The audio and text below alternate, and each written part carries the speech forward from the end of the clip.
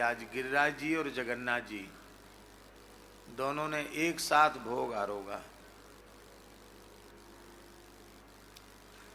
पुरी में जब जगन्नाथ जी का महाप्रसाद लेने का अवसर होता तो हमारे मन में ये भाव आता था कि कभी जो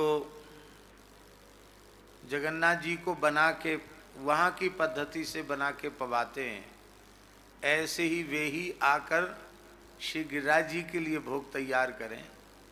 और फिर जगन्नाथ जी गिरिराज जी तो है ही हैं, और विशिष्ट न्योते में जगन्नाथ जी का भी आवाहन किया जाए और जगन्नाथ जी गिरिराज जी एक साथ भोग आरोह हैं। यद्यपि बहुत छोटे रूप में ही हो पाया, बड़े रूप में नहीं, लेकिन जगन्नाथ जी के भोग में तो कमी पड़ती नहीं है। और दास को ऐसा सुदृढ़ विश्वास है कि स्वयं श्री जगन्नाथ भगवान अपने पूरे परिकर सहित पधारे और गिरिराज जी के साथ विराजमान होकर के उन्होंने भोग आरोगा और वह दिव्य प्रसाद हम लोगों को मिला। आप लोग कहेंगे आप ऐसी बात कैसे बोल सकते हो, क्योंकि श्री जगन्नाथ जी की कृपा से अनेकों बार जगन्नाथ जी के श्री क्षेत्र में, मंदिर क्षेत्र में बैठ करके उनके महाप्रसाद के सेवन का सौभाग्य मिला है। तो जो सुगंध, जो दिव्यता वहाँ प्रकट होती, वही दिव्यता आज प्रसाद में यहाँ प्रकट हुई। इससे दास के हृदय में ऐसा विश्वास है कि श्री गिरिराज जी के प्रेम से खिंचे हुए जगन्नाथ जी आए और जगन्नाथ जी ने पाया। तो लगभग 3 साढ़े 3 तो प्रसाद पाती पाती बज गया था, हैं? 4 बज गए थे।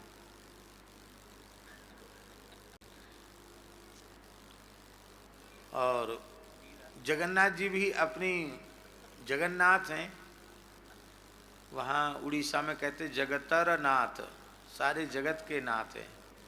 तो जगतर नाथ जगन्नाथ, इसका अर्थ है कि उनके ऊपर किसकी चलेगी, किसी का हुक्म तो चलने वाला है नहीं, सारे जगत के नाथ हैं। उनकी जब इच्छा होती तब भोग लगाते हैं। अब पानी कारण है कि और क्या क्या कारण है, ये सब गौण बात है।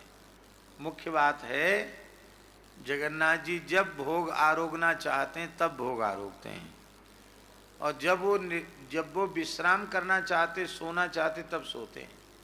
एक बार जगन्नाथ मंदिर में अपने राम ने विचार किया कि जगन्नाथ जी का जो बड़ श्रृंगार होता है, बड़ श्रृंगार जो शयन आरती के समय होता है, और वही श्रृंगार ज़्यादा समय तक रहता है, क्योंकि बड़ श्रृंगार मंगला तक वही रहता है श्रीअंग पर। उसको कुछ भावुक भक्त श्री राधावेश भी कहते हैं। जगन्नाथ जी को श्रृंगार को, बड़ श्रृंगार को श्री राधावेश भी कहते हैं। सबसे अधिक वह श्रीअंग पर रहता है।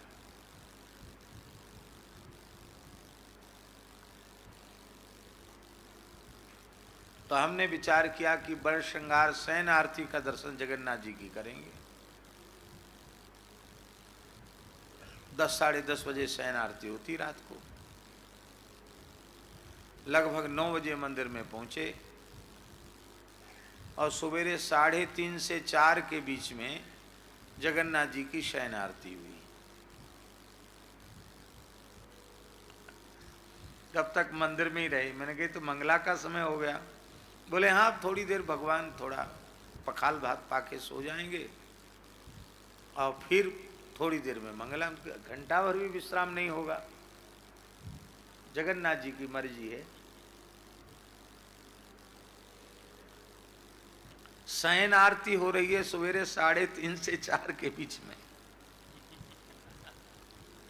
अच्छा, जगन्नाथ जी की सेवा पूजा की कोई रीति नीति बदलती नहीं है, वो देर कितनी हो जाए,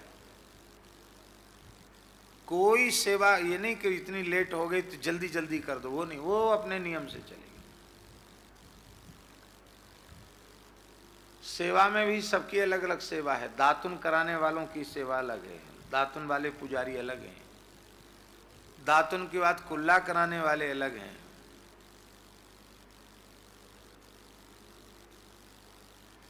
कम से कम 300-400 पुजारी हैं, उनकी नित्य की सेवा है। माला की सेवा अलग, चंदन वाले की सेवा अलग। अब स्वाभाविक है, जो एक आगे पीछे हो जाए तब तक ठाकुर जी को प्रतीक्षा करनी पड़ेगी। ऐसे कई बार देर हो जाती है। भोग धराने में कुछ ऐसी विलक्षणता है कि वह जब दृश्य आ जाता, जगन्नाथ जी का स्वरूप, प्रधान पुजारी जो रत्नवेदी पर भोग धराते हैं उनको अनुभव हो जाता कि जगन्नाथ जी आ गए और जगन्नाथ जी ने आरोग लिया।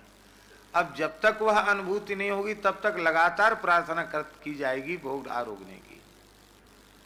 इसलिए भोग लगाने में भी बहुत समय लग जाता है।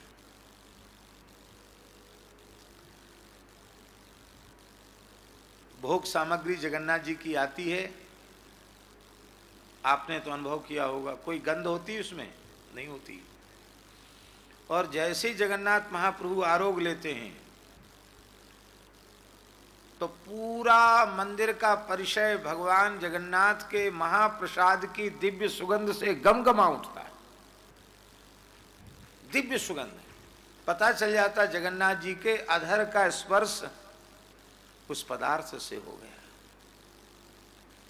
वस्तुतः अद्भुत है श्री जगन्नाथ जी की महिमा। हम लोग बड़े भाग्यशाली हैं जो इस श्रावण रस ब्रजवास में इस सब आनंद भी हम लोगों को भगवत कृपा से सुलभ हो रहा है।